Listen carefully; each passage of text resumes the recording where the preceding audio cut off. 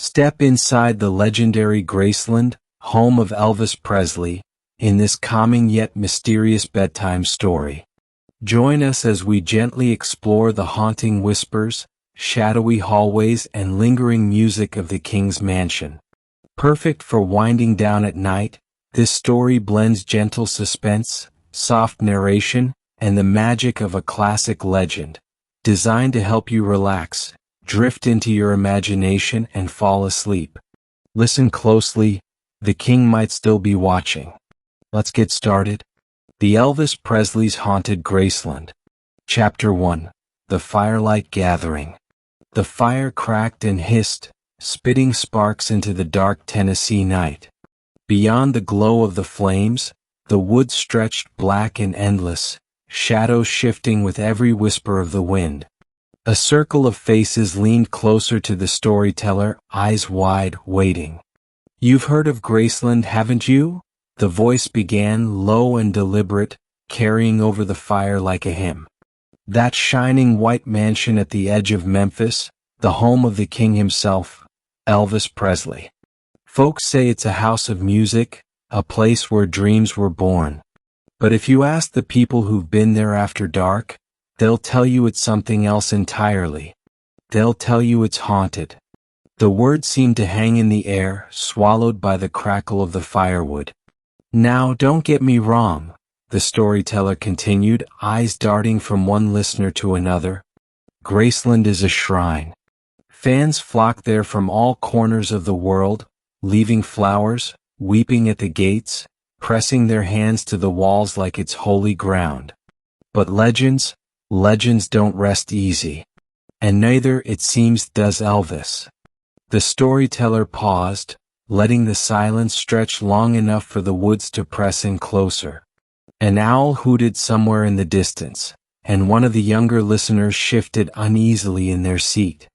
"They say the music never stopped in Graceland. Long after Elvis was laid to rest, people started hearing it, piano keys playing in the dead of night, footsteps echoing in the hallways, a voice humming low from upstairs when no one else was home. Guards on night watch swore they saw him, clear as you or me, standing in the garden, gazing up at the windows of his old bedroom. Some even claim he waved at them before vanishing into the dark." A log popped, sending sparks into the sky like tiny fireflies. The storyteller leaned forward, his face lit orange and gold. "Maybe you believe in spirits, maybe you don't. But you can't deny this. When someone as big as Elvis Presley dies, he doesn't just disappear. A man that loved his music, his home, and his fans with every fiber of his being. Why would he leave? Graceland isn't just a house. It's his castle. And some say he's still the king, watching over it from the other side." The listeners huddled closer, shoulders brushing. The night air seemed colder now, heavier. "Tonight I'll tell you the stories people don't put in the guidebooks. The things whispered by the guards, confessed by trembling fans, and passed down like secrets from those who swore they saw him.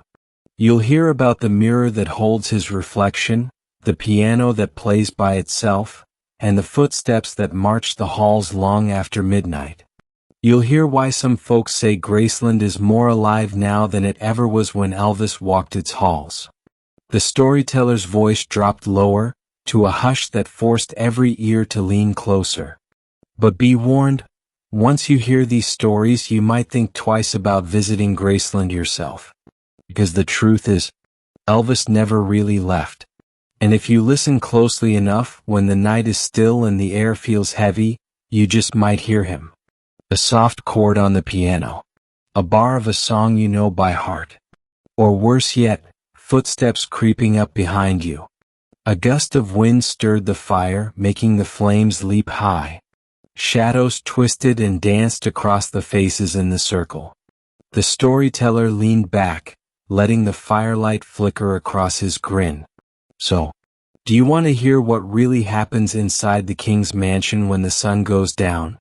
Chapter 2. The King's Castle. Graceland doesn't look like much at first glance. A white columned mansion sitting on the edge of Elvis Presley Boulevard, Neat lawns rolling out in front, iron gates adorned with musical notes. To the unknowing, it might look like just another southern estate, one more piece of Memphis history. But to Elvis, it was more than brick and mortar. It was the dream he built from the ground up, the fortress where the king of rock and roll would reign. The storyteller's voice carried over the fire, pulling the listeners deeper into the glow. Elvis bought Graceland in 1957, when he was just 22. Imagine that, barely out of boyhood, already a superstar.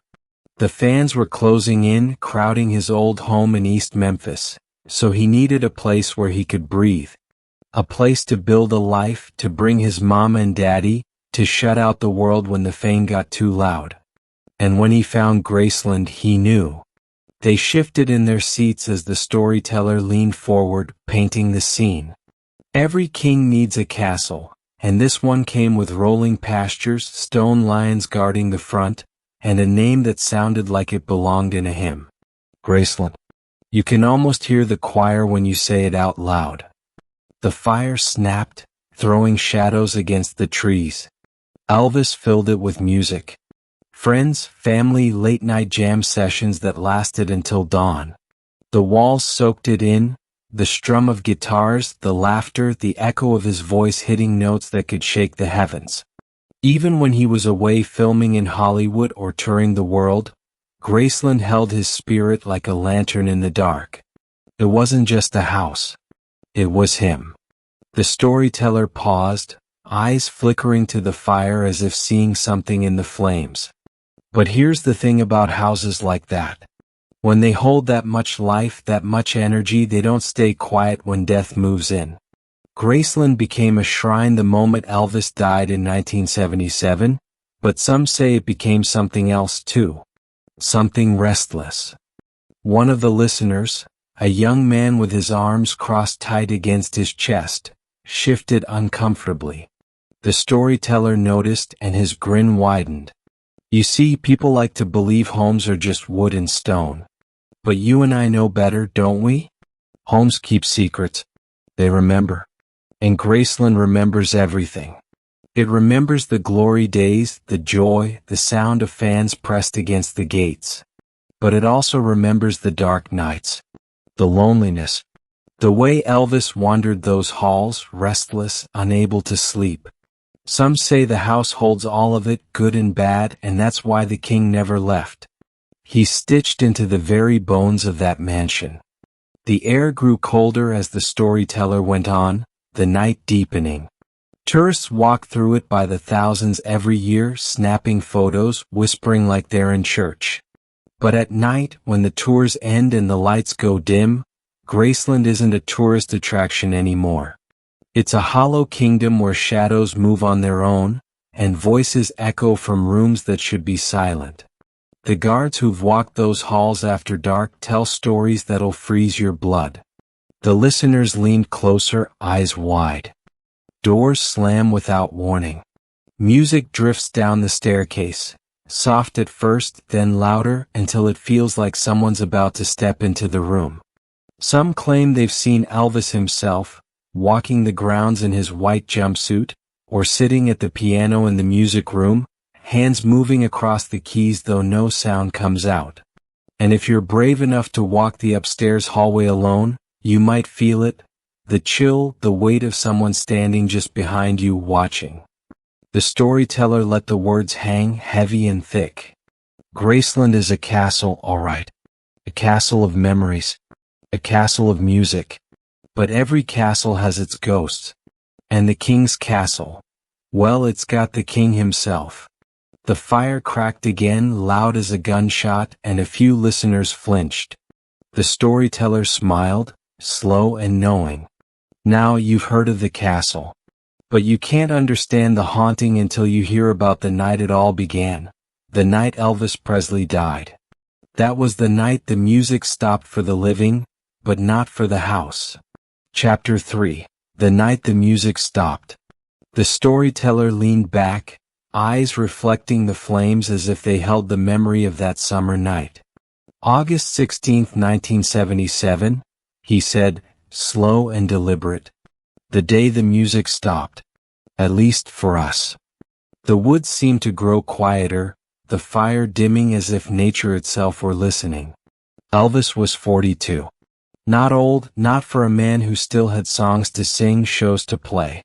But the years had taken their toll.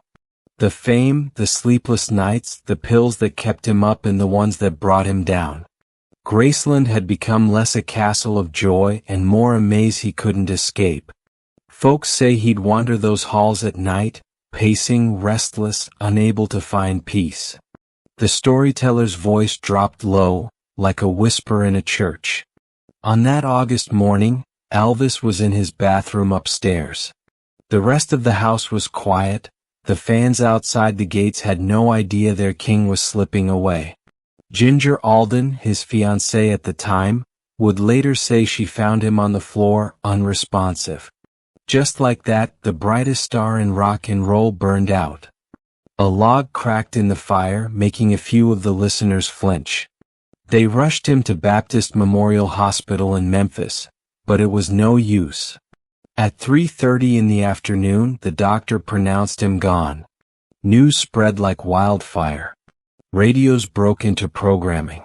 Crowds poured into Memphis, flooding the streets outside Graceland. The world wept that day. Some say you could feel the sorrow in the air itself, like the whole earth knew it had lost something it could never get back. The storyteller paused, letting the weight of the moment settle. But grief like that doesn't vanish. It leaves a mark. They brought Elvis's body back to Graceland, laid him out in a coffin in the music room so his fans could pay their respects. Thousands of people lined up outside the gates, some fainting from the heat, others clutching photographs, letters, flowers. They say the line stretched for miles, a river of broken hearts flowing toward the mansion. For 2 days, Graceland became half church, half funeral pyre. And when they finally laid him to rest in the meditation garden behind the house, some swear the earth itself shivered. A breeze swept through the clearing, rustling the trees. The listeners glanced at each other, unsettled. But here's where it gets strange, the storyteller went on, voice low and steady. That same night, guards posted around Graceland reported something they couldn't explain. One swore he saw a figure standing at the window of Elvis's bedroom, a figure in white. Another heard music drifting through the halls, soft, almost like a lullaby. But the house was empty. The family was grieving, the rooms locked tight. Yet the music played. He let that sink in, eyes scanning the circle. And it didn't stop there. In the weeks that followed, fans gathered at the gates late into the night, holding candles, singing his songs. Some claimed they heard a voice singing back, low, mournful, unmistakable. Others said they saw him in the upstairs window, watching them the way he used to. The world thought Elvis was gone. But to the people who kept vigil at Graceland, the king was still there. Just different. The fire sputtered, a gust of smoke curling into the night sky.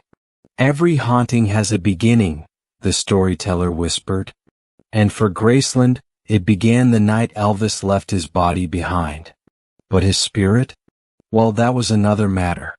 The music may have stopped for the living, but inside those walls, it was just beginning. The storyteller leaned forward, his face a mask of shadow and firelight. Because the dead don't always stay quiet. Especially not kings. Chapter 4, Shadows in the Halls. The storyteller leaned closer to the fire, his voice dropping to a conspiratorial whisper, as though the trees themselves might be listening. You see, grief can play tricks on the mind. Some folks say the first stories about Elvis's ghost were nothing more than broken hearts looking for comfort. But the guards at Graceland? They weren't weeping fans. They were men on duty. And what they saw, well, it wasn't just in their heads. The flames popped, throwing sparks into the night. The first report came just days after the funeral. A security guard walking the grounds swore he saw someone on the lawn, tall, broad-shouldered, moving toward the garden where Elvis had been buried. At first he thought it was a trespasser. He shouted, raised his flashlight. But when the beam hit the figure, there was nothing there. Just empty grass. The listeners shifted uneasily, the firelight flickering across their faces. Another guard claimed he heard footsteps in the music room. Heavy boots pacing back and forth the way Elvis used to when he was working on a song. The sound echoed so clear that the guard reached for his gun, thinking someone had broken in. But when he opened the door, nothing. Just the piano sitting quiet in the corner, the air colder than the rest of the house. The storyteller's eyes glinted, catching the glow of the flames. And then came the kitchen incident. One night, a maid staying late heard laughter, low, deep, familiar. She turned, expecting to see a coworker. Instead, she saw a shadow move across the wall, tall as a man, though no one stood there to cast it. She dropped the tray she was carrying and ran out screaming, never to return. A chill seemed to sweep across the clearing as though the story itself carried weight. These weren't isolated tales either. Over the years, dozens of workers, cooks, cleaners, even family friends, spoke of strange happenings after dark. Lights flickering on and off. Doors opening and closing with no one around.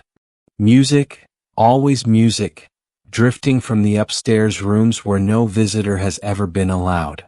They say Elvis's bedroom is locked tight, preserved just as he left it. But some claim they've heard humming from behind that door. Not a stranger's voice. His voice. The storyteller paused, letting the fire crackle in the silence. One man, a groundskeeper, swore he saw Elvis sitting in the garden late one night, head bowed like he was praying. The man froze, staring, until the figure slowly looked up. He swore to his dying day that the face he saw was Elvis Presley's. Pale, hollow-eyed. And then it faded like smoke on the wind. The listeners leaned forward, breath held as the storyteller's voice sank lower. The shadows in those halls don't just walk, they watch. Guards on the night shift have said they felt it. The prickling on the back of your neck, the certainty that someone's standing right behind you. But when you turn, there's no one there. Just the faint scent of cologne, the kind Elvis used to wear. It lingers in the air, sharp and sweet, even when the room is empty. A log tumbled in the fire, sending a shower of sparks spiraling upward. They call it the Graceland stare. That feeling you get when you're alone in the house after dark, walking the upstairs hallway. More than one guard has quit on the spot, refusing to patrol those floors again. They say the silence presses in on you heavy until you hear it. Footsteps behind you, slow and steady. You turn. Nothing. You walk faster. The steps follow. Until you break into a run, racing down the stairs, heart pounding in your chest. The storyteller leaned back, letting the words hang in the night air. Graceland is a house of music, yes. But it's also a house of echoes. Every laugh, every step, every note played there seems to replay itself when the world grows quiet. And if you're unlucky enough to be inside when the shadows rise, you might just see the king himself pacing the halls, restless as ever. The circle of listeners sat in silence, the crackling fire the only sound. Somewhere in the woods, a twig snapped, making a few heads whip around. The storyteller smiled, slow and knowing. And that, my friends, was only the beginning. Chapter 5. The Mirror and the Piano. The storyteller's eyes gleamed in the firelight, his voice dropping low enough that the listeners had to lean in close. Now, every haunting has its focal points. The spots where the veil is thinnest, where memory sticks like cobwebs in the air. For Graceland, two things hold more of Elvis's spirit than anything else. The mirror and the piano. The flames shifted, throwing long shadows across the circle. The mirror first. It's no ordinary piece of glass. It once hung in Marilyn Monroe's old suite at the Roosevelt Hotel in Hollywood, another haunted place. Elvis brought it back to Graceland after a stay in California, had it mounted in one of the rooms. And ever since his death, folks have claimed that if you look into it at just the right moment, you don't see yourself. You see him. A nervous laugh escaped one of the listeners, quickly silenced by the storyteller's stare. One of the maids told of walking past it late one night when the house was empty. She glanced into the glass and froze. Staring back at her wasn't her own reflection, it was Elvis. His face pale, eyes dark and sorrowful as if trapped behind the glass. She screamed, stumbled backward, but when she looked again, the mirror showed only her trembling self. She refused to enter that room again. The storyteller let the fire crackle for a beat before continuing. Others have seen it too. Tourists, guards, even members of the family. A flash of white, a familiar grin, a shadow of a man where none should be. Some say it's not a trick of the light. They say Elvis imprinted himself in that mirror, a part of him lingering every time he stood before it in life. Mirrors are funny things, they don't just reflect, they remember. And sometimes they hold on. A gust of wind rattled the branches overhead, and the storyteller's voice grew softer, more deliberate. And then there's the piano. Elvis's pride and joy. He'd sit there for hours, fingers gliding across the keys, playing gospel hymns or tinkering with new songs long into the night. That piano soaked up every note, every ounce of joy and sorrow he poured into it. And it didn't stop when he died. The listeners shifted, closer now, their breath fogging faintly in the cool night. More than one guard has sworn they heard it. A single chord ringing out in the dark, followed by another, then another, until the whole house fills with music. Sometimes it's soft like a lullaby. Sometimes it's loud, like Elvis himself was hammering the keys in frustration. But when they rush to the music room, the piano sits silent, the air heavy with the echo of a song that isn't there. The storyteller paused, then leaned in close, his voice barely a whisper. One visitor, an old fan, claimed she lingered after hours during a candlelight vigil. She swore she heard Elvis's voice, low and sweet, humming an old gospel tune as the piano played along. She followed the sound, tears streaming down her face, until she reached the music room door. And just as she touched the knob, the music stopped. The room was empty. But on the piano's keys, a single handprint shimmered in the dust. The fire flared suddenly as if in response, and several of the listeners gasped. The storyteller grinned, eyes flickering with mischief. Maybe it's imagination. Maybe it's grief. Or maybe it's something else. Maybe the king still sits at that piano, fingers ghosting over the keys, trapped between worlds. And maybe that mirror still catches glimpses of him, staring out from the other side, waiting for someone to notice. The circle sat in silence, the weight of the tale pressing down like a heavy blanket. Remember this, the storyteller whispered. Objects hold energy. And at Graceland, the piano still sings, and the mirror still watches. A long silence followed, broken only by the hiss of the firewood. Finally, the storyteller leaned back, his voice returning to its steady rhythm. But Elvis's spirit doesn't just linger in things. No, sometimes he shows himself to the people who loved him most. The fans. And those encounters, he shook his head slowly. Those are the ones that'll chill you to the bone. Chapter 6. Fans Who Never Left. The storyteller leaned forward, elbows resting on his knees, letting the firelight illuminate his face. Now, you think a king leaves when he dies? Not Elvis. Not at Graceland. Some of his fans, well, they never left.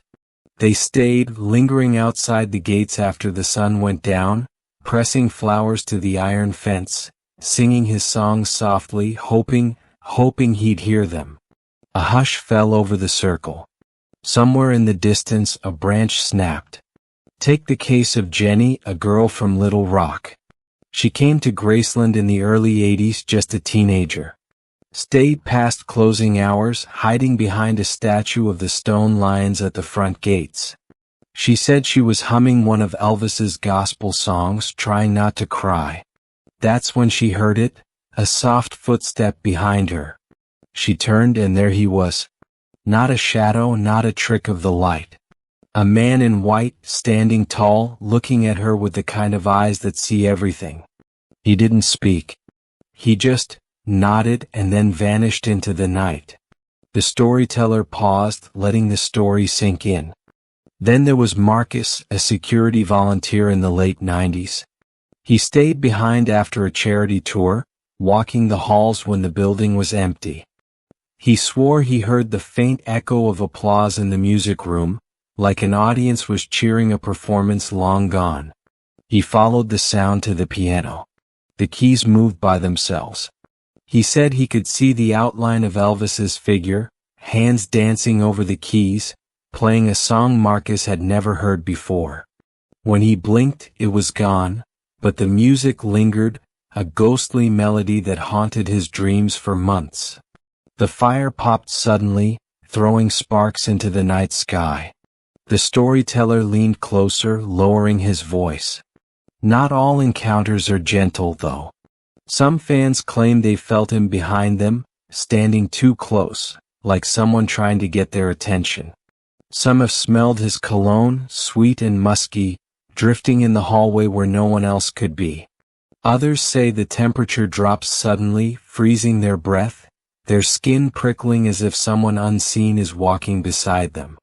A young listener shivered and hugged their knees.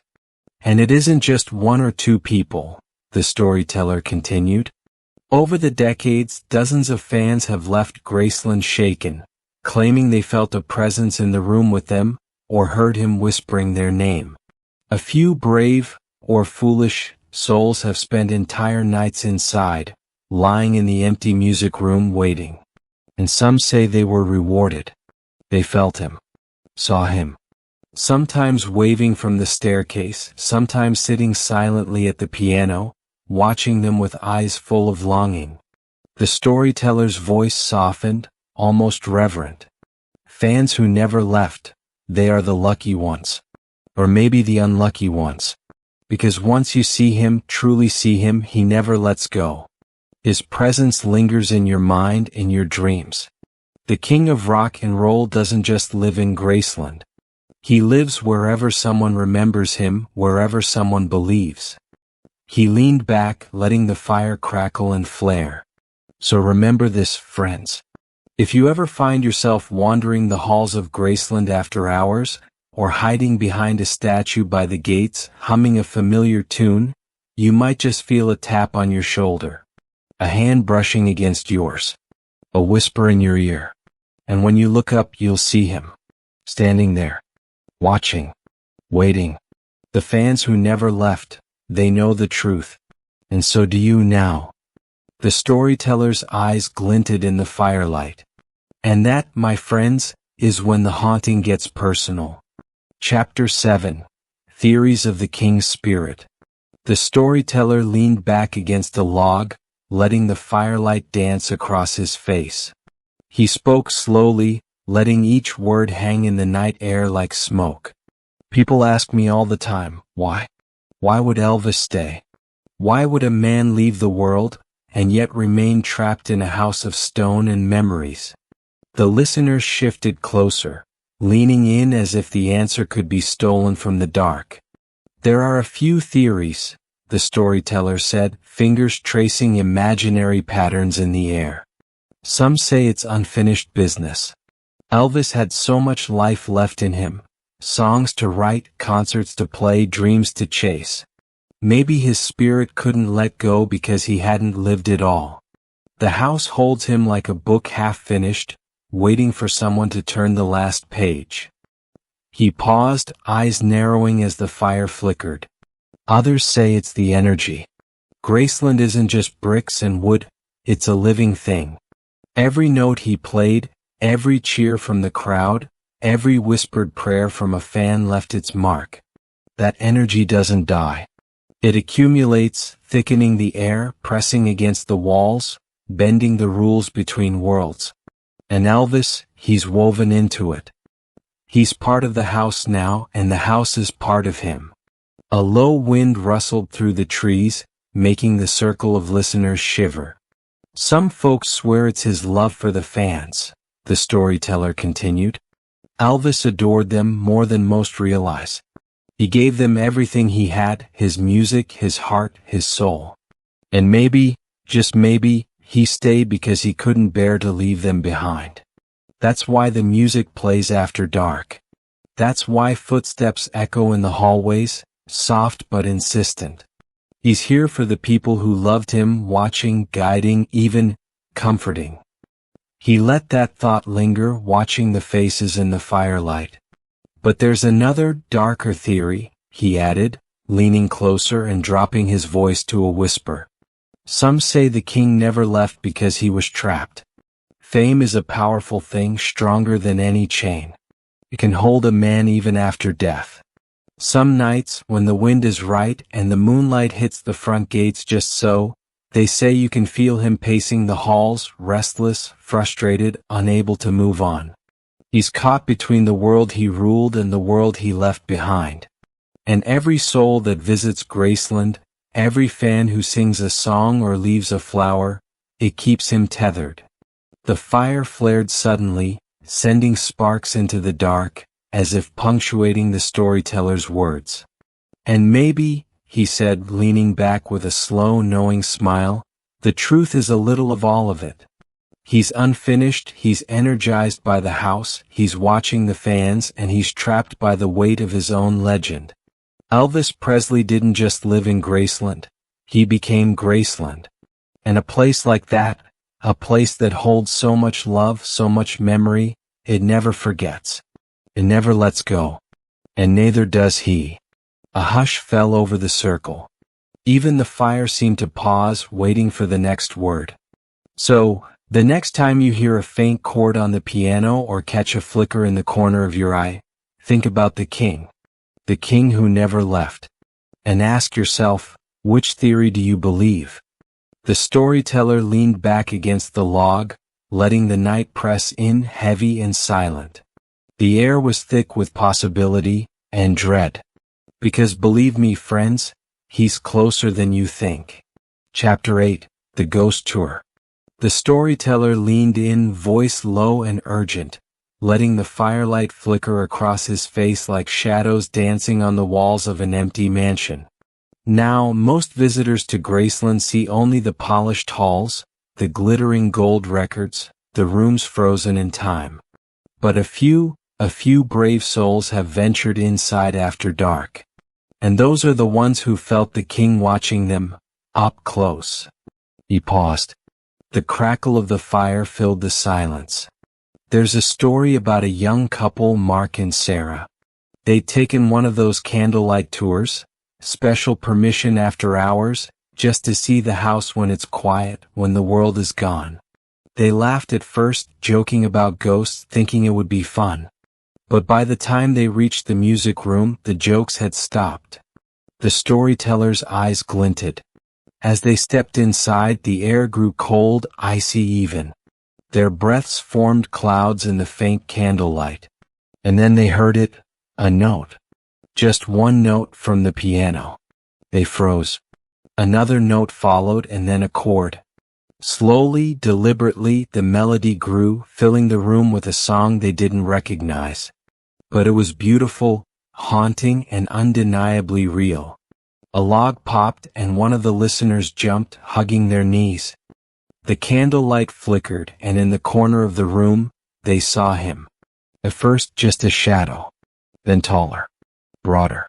A man in white, standing silently by the piano. And when he lifted his head, they knew. It was him. Elvis Presley. Pale, hollow-eyed, but unmistakable. And then, the storyteller paused, letting the suspense drag out like a cord. He smiled. A slow, sad smile. And the music stopped. The circle leaned in closer, some holding their hands to their mouths. Mark and Sarah ran. They didn't speak until they were outside, the night air burning their lungs. They swore the hallway behind them echoed with footsteps, slow and steady, keeping pace with their panic. But when they looked back, nothing was there. Just the piano, silent and waiting. The couple never returned. Some say they moved out of Memphis entirely, too scared to linger near Graceland again. The storyteller shook his head slowly. And it's not just them. Guards, night staff, and other after-hours visitors have all had encounters like this. Shadows in the hallways, music playing itself, whispers of a name in the dark, doors that open and slam with no one there. Sometimes you hear him singing softly, just beyond your line of sight. Sometimes you see him watching from the staircase, a ghostly figure in white, waiting, always waiting. The fire flared as if emphasizing the story. There's one thing everyone agrees on. If you're in Graceland at night and you hear the piano start by itself, don't approach it. Don't follow the sound. He's not angry exactly, he's curious. Watching. Waiting. And if you linger too long, you might find yourself part of the story, part of the house. Part of the haunting. The storyteller leaned back, letting the words hang like smoke in the night. So, when you visit Graceland, when you walk through the halls filled with memories and music, remember this. The tours are only safe during the day. At night, the king roams, the shadows move, the music plays itself, and the fans who never left? They aren't alone. He smiled slowly, letting the tension settle before the final words. And if you ever hear a soft chord on the piano or see a flash of white out of the corner of your eye, remember, that's not a trick of the light. That's Elvis, the king, waiting, watching, and the night is all his. Chapter 9, The Final Note. The storyteller leaned back, letting the firelight flicker across his face as the night grew still. Even the crickets seemed to hold their breath. Every story has an ending, he said slowly, but some stories don't really end at all. Graceland is one of those stories. And Elvis, well, he's the one who keeps it alive. He paused, letting the words sink in. The fire popped and hissed, sending sparks spiraling upward like tiny stars fleeing into the darkness. Some nights, when the moon is low and the air smells of magnolias and dust, you can hear the faintest note drifting from the music room. One note, soft and trembling, then another until it forms a melody you can almost recognize. You know the song, it's the kind he would have played himself in the quiet hours before dawn. And if you listen closely enough, you might think you hear his voice. The storyteller's eyes glinted in the firelight. People say the music stops when they approach. Others say it follows them, echoing in the hallways, clinging to them long after they leave. Guards have reported doors opening on their own. Shadows moving just beyond their line of sight. And sometimes, if you stand very still in the garden at midnight, you might see him. Standing at the edge of the porch, white jumpsuit gleaming faintly, looking toward the house, watching the gates, waiting for someone to notice him. A hush fell over the listeners, broken only by the soft crackle of the fire. The thing about ghosts, you see, they are like music. They linger. They echo. They can't be contained. Elvis left his body behind, but not his presence. Not his love for the fans. Not the energy of the house he called home. And maybe that's the way he wanted it. To be remembered. To be heard. To be seen if you're brave enough. The storyteller's voice dropped lower, almost to a whisper. So, if you ever find yourself wandering through Graceland in the quiet hours, or sitting alone at the gates, or standing in a room where the air feels too cold, listen. Listen closely. A soft chord might play. A shadow might move. And you may realize something. The king never left. He's still here. Watching. Waiting. Listening. And sometimes, just sometimes, he might nod to you before vanishing into the night. He leaned back, letting the fire crackle, the sparks rising into the dark sky. And that, my friends, is the final note. The circle sat in silence. Some shivered, some whispered prayers, some stared into the flames, imagining the flicker of white in the halls of Graceland. Outside the ring of fire, the night stretched endlessly, filled with possibility, and with the faintest echo of a piano note drifting somewhere in the distance. Because legends never truly die. And neither, it seems, do kings. As our story comes to a close, the echoes of Graceland linger in the night. Elvis Presley's spirit may never have truly left, and the music of the king continues to drift softly through the halls of his legendary home. Thank you for joining Calming Sleeping Story tonight. If you enjoyed this gentle yet mysterious journey, subscribe for more soothing bedtime tales with a touch of mystery and magic. Remember, legends never truly fade, and sometimes the softest melodies are the ones that stay with you as you sleep.